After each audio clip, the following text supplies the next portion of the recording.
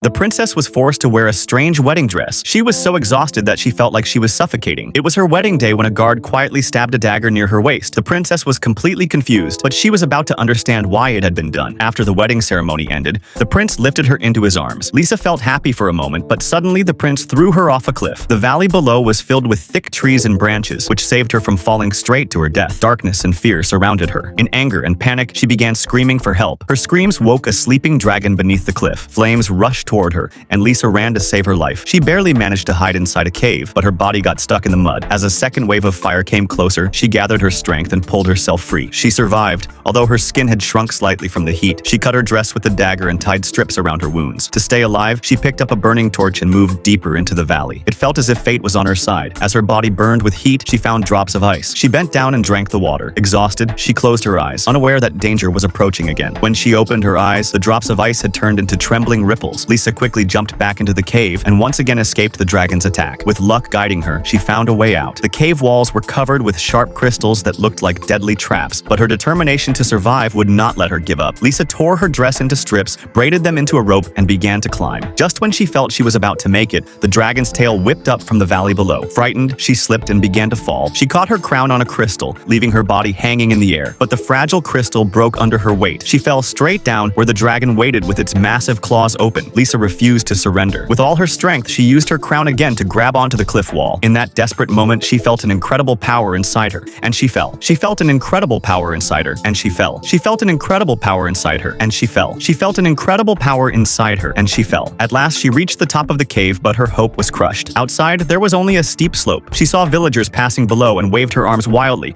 shouting for help, but no one could hear her. Instead, she only drew the dragon's attention again. The warning marks on the walls and the bones lying nearby silently told her that there was no easy way out. Lisa closed her eyes and waited for death when suddenly, a familiar voice shattered the silence.